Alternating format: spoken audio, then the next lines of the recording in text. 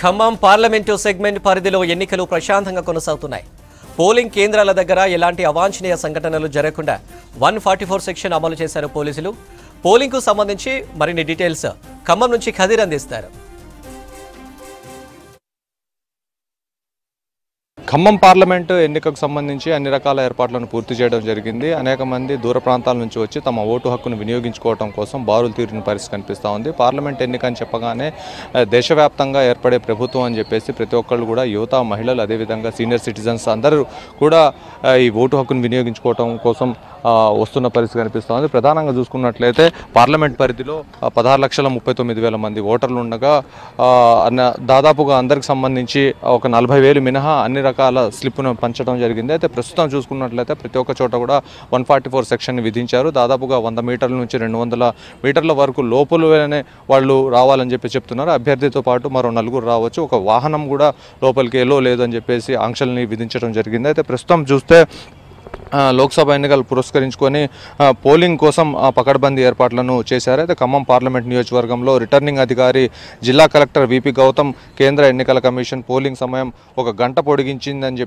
తెలపడం జరిగింది. అయితే సాయంత్రం 6 గంటల వరకు పోలింగ్ అనేది కొనసాగుతుంది. అయితే ఖమ్మం పార్లమెంట్ పరిధిలో మొత్తం 7 అసెంబ్లీ సెగ్మెంట్లకు సంబంధించి 1896 పోలింగ్ కేంద్రాలు ఏర్పాటు చేయడం జరిగింది. 7 అసెంబ్లీ సెగ్మెంట్లకు కలిపి మొత్తం 16,31,039 మంది ఓటర్లు ఉన్నారు. అయితే వీళ్ళలో 7,87,160 మంది పురుషులు, 8,43,749 మంది స్త్రీలు, 130 మంది ట్రాన్స్జెండర్లు ఉన్నారు. అయితే 30,389 మంది దివ్యాంగులు, 10,318 మంది సీనియర్ సిటిజన్స్ ఉన్నారు. అయితే పోలింగ్కు 48 గంటల ముందు నుంచే మద్యం విక్రయాలు అనేది నిలిపివేయడం జరిగింది. అయితే ప్రస్తుతం అనేక చోట్ల ఎక్కడ అవాంఛనీయ సంఘటనలు జరగకుండా సెన్సిటివ్ సమస్యాత్మక, అతి సమస్యాత్మక ప్రాంతాలను గుర్తించి అక్కడ ప్రత్యేక పోలీస్ బృందాలను కూడా నియమించడం జరిగింది. వారి ద్వారా ఎక్కడైతే అవాంఛనీయ సంఘటనలు జరుగుతాయని చెప్పేసి అంటున్నారు అక్కడ ఎక్కువగా పోలీస్ సిబ్బందిని నియమించడం జరిగింది. అయితే ప్రస్తుతం 144 సెక్షన్లో అమల్లో ఉంది కాబట్టి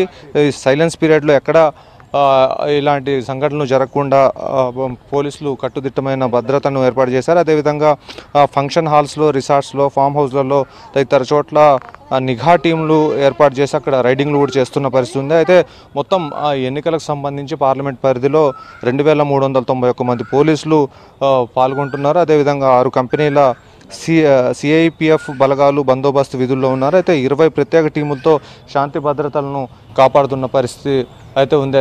ఎన్నికలు సజావుగా నిర్వహించడం కోసం అధికారులు అన్ని రకాల ఏర్పాట్లను పూర్తి చేయడం జరిగింది. ప్రస్తుతం మహిళలకు సంబంధించి ఒక ప్రత్యేకమైన బూతులు, అదేవిధంగా దివ్యాంగుల కోసం వాళ్ళని తీసుకురావడం కోసం ఒక ప్రత్యేక వాహనాలను కూడా ఏర్పాటు చేశారు. ఎవరైతే ఓటు హక్కును వినియోగించుకోవాలని భావిస్తూ ఉన్నారో వాళ్ళకి సంబంధించి ప్రత్యేక ఏర్పాట్లను కూడా చేయడం జరిగింది.